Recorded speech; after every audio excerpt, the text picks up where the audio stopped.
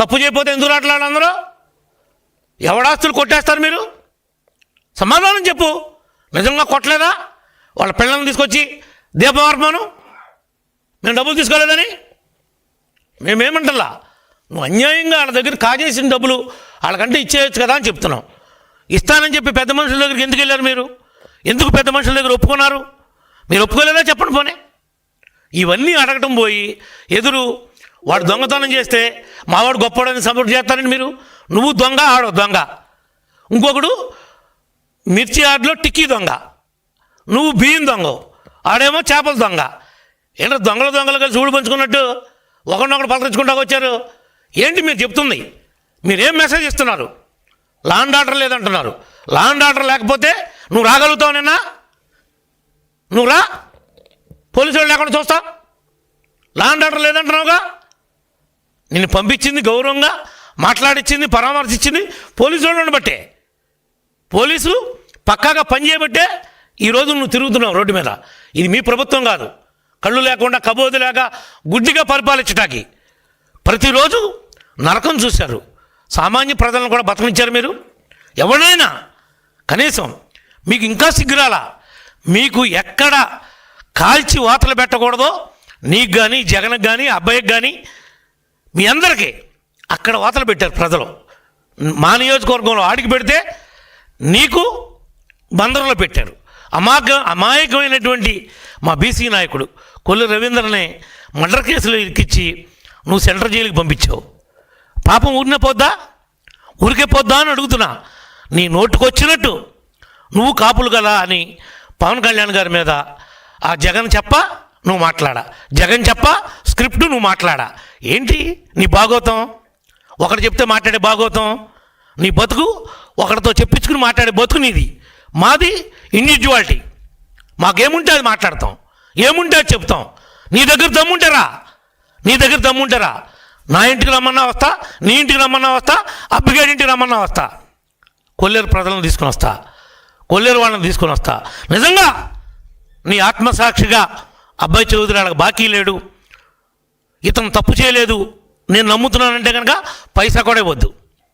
ఇప్పుడు వరకు అతను ఎంత నష్టపోయి ఉంటాడో ఆ డబ్బులు కూడా అర్థం కట్టిస్తాం, తప్పు జరగకపోయి ఉంటే. ఎందుకు వచ్చిన మాటలు మాట్లాడుతున్నారు?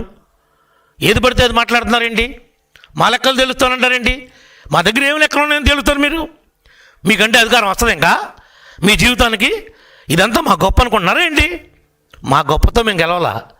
మీరు చేసినటువంటి చండాల పనులకి రాష్ట్రంలో ఉన్నటువంటి అన్ని కులాల వారు, అన్ని మతాల వారు, అన్ని ప్రాంతాల వారు మొత్తం విసిగిపోయారు. అందుకనే నిన్ను గుడ్లోడ తీసి పక్కన కూర్చోబెట్టారు. జగన్ని, నిన్ను, వాడిని అందరినీ ఒక ఘాటికి కట్టారు. ఒకవేళ జగన్ పులివెందులో గెలిచాడు అనుకున్నామేమో, జగన్ను కూడా నైతికంగా గుడ్లోడ తీశారు. వైనాట్ 175 అని ఈ పక్క నుంచి ఆ పక్కే, ఆ పక్క నుంచి ఈ పక్కే ఉపన్యాసాలు చెప్పేవాళ్ళగా పరిగెట్టావు. సిద్ధం రండి చూసుకుందామని. ఆఖరికి ఏమైంది? మీ బతుకు కుక్కలు చింపిన ఇస్తరైంది. ఇవాళ కాదు, రాజకీయంగా మిమ్మల్ని గోళీ కడతారు ఆంధ్రప్రదేశ్లో. మిమ్మల్ని అనేది జీవితంలో ఎప్పటికీ నమ్మరు. లేదు మా తప్పు ఉంది, ఓకే మేము యాక్సెప్ట్ చేస్తాం. ఇదిగో ఈ విధంగా తప్పు నడుస్తున్నారు, ఇది మీకు కరెక్ట్ కాదు, ఇది మీకు కరెక్టా అని చెప్పి అడుగు. తప్పులేదు. మా లెక్కలు తెలుపుతానంటావేంటి? అంటే ఎవరిని బెదిరిస్తున్నావు నువ్వు? ఎందుకు బెదిరిస్తావు?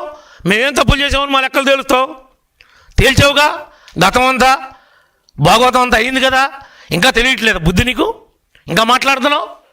ఏళ్ళల్లో ఏ ఒక్కడైనా సరైనడు ఉన్నాడా? రాడ్లు చూడండి, రాడ్లు పట్టుకుని నీ పొలంలో నువ్వు రాడ్లు పట్టు తిరిగే పనే ఉంది. నువ్వు నిజంగా అంత సౌమ్యుడి అయితే ఇదిగో చూడండి, ఇంకో ఫోటో చూపిస్తా. వాళ్ళకి మందు విందు 2-3 రోజుల ముందు నుంచి ప్రిపరేషన్ చేసి చూడండి మీ బతుకులు చూడండి.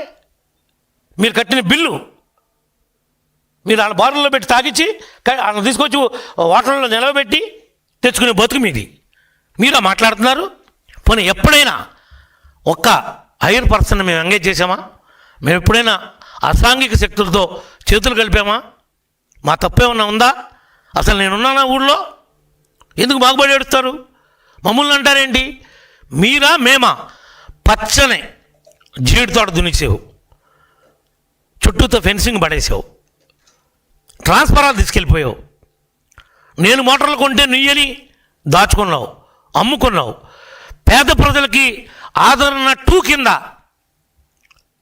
మేము వాషింగ్ మిషన్లు ఇచ్చాం, రజకులకి మేము పాలకాయలను ఇచ్చాం, మేము మామూలుగా నాయి బ్రాహ్మణులకి చైర్లు ఇచ్చాం, వాళ్ళకి మెటీరియల్ ఇచ్చాం. అవన్నీ 190 మందికి సంబంధించినటువంటి పరికరాలన్నీ లారీల మీద ఎత్తుకుని అమ్మేసుకోలేదా? నువ్వు హోల్సేల్గా అమ్మేసుకోలేదా?